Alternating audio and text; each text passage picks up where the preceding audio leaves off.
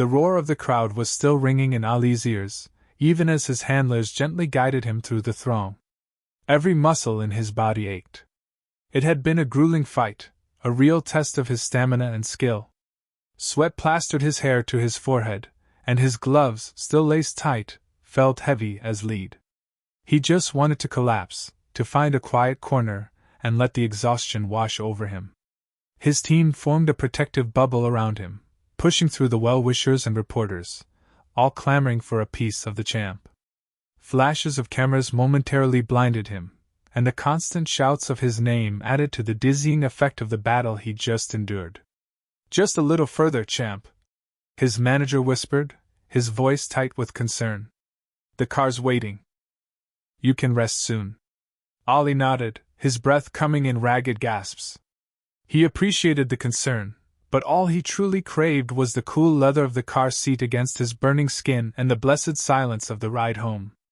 Each step felt like a monumental effort, his legs heavy and unresponsive.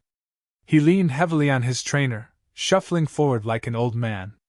The bright lights of the arena exit beckoned, promising relief from the noise and the relentless attention.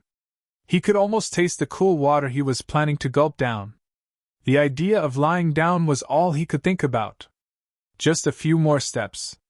Just as they reached the relative calm of the exit doors, Ali's eyes caught sight of a scene unfolding nearby.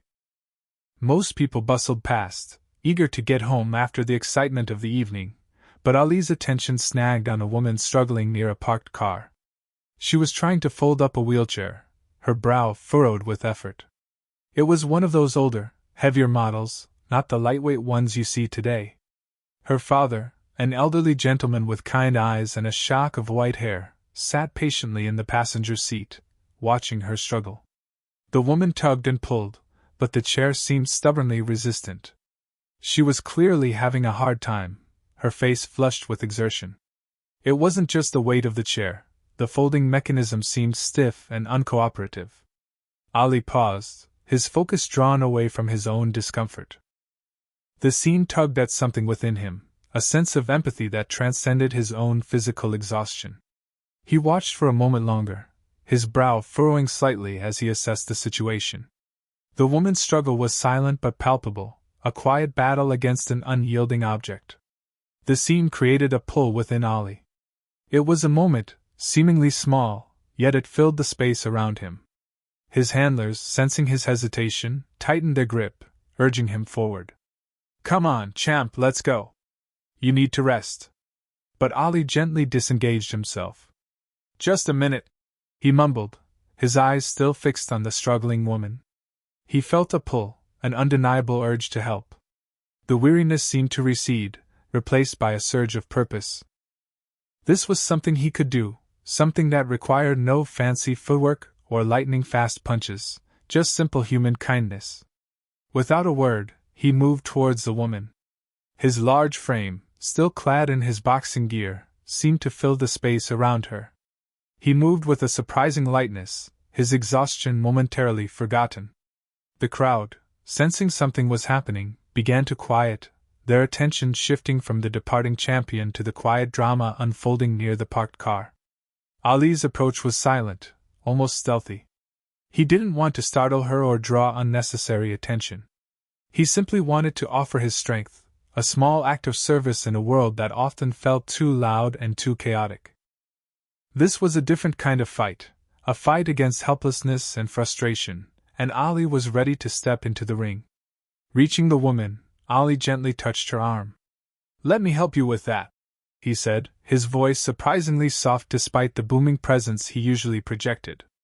The woman, startled, looked up. Her eyes widened as she recognized him. "Oh, Mr. Ali," she stammered. "I couldn't possibly ask you to do that.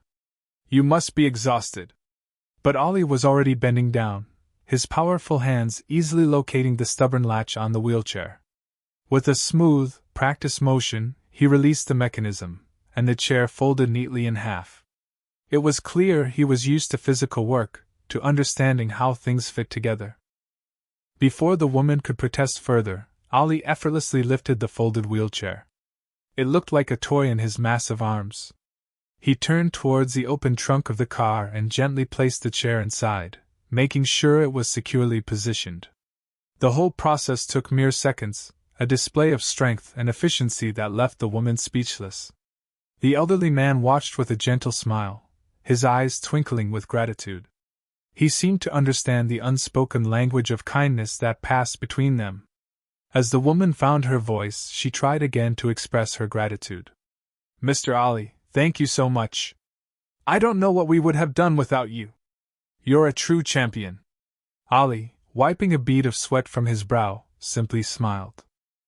"Let the champ do something for a real hero today," he said, gesturing towards the elderly man with a respectful nod. His words weren't boastful or arrogant, they were delivered with genuine humility. He wanted to deflect the praise, to shine the spotlight on someone he felt deserved it more. The woman's father beamed, his eyes crinkling at the corners. He reached out a frail hand towards Ali. "That's very kind of you, son," he said, his voice raspy but warm. "We appreciate your help more than words can say." Ali gently took the man's hand, his large hand enveloping the smaller one. He understood the sacrifices this man had made, the battles he had fought in his own life. He saw the strength etched in the lines of his face, the wisdom in his eyes. This was a man who had earned his respect, a true warrior in the arena of life. Ali felt honored to be in his presence. Seeing that the man was still having some difficulty getting comfortable in the car seat, Ali didn't hesitate. He gently reached in and helped the man adjust his position, ensuring he was seated comfortably. He straightened the man's coat and carefully positioned his legs, making sure he had enough room. The woman watched, her eyes filled with tears of gratitude. She had never expected such kindness from someone so famous, someone who had just endured such a physically demanding ordeal. It was a moment she knew she would never forget. Ali, oblivious to the attention he was drawing, simply focused on making the man comfortable. He spoke softly, asking if he needed anything else, if he was warm enough. His concern was genuine, his actions driven by a deep-seated sense of compassion. He treated the elderly man with the same respect and care he would have shown his own father. Once he was satisfied that the man was settled, Ali stepped back, his task complete.